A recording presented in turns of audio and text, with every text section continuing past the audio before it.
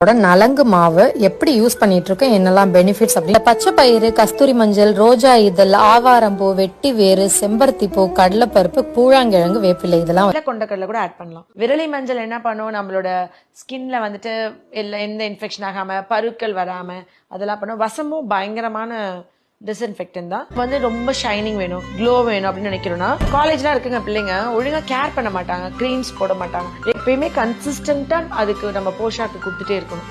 சின்னவங்கல இருந்து பெரியவங்க வரைக்கும் எல்லாமே யூஸ் பண்ணலாம்.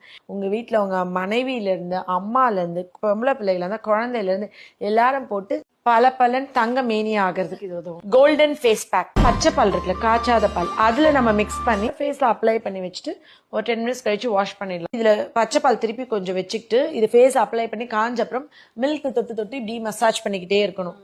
நம்மளுக்கு அது நல்ல ரிசல்ட் இருக்கும். ஒரு ப்ளீச்சிங் ஏஜென்ட், இயற்கையான ஒரு ஸ்கின் கலர்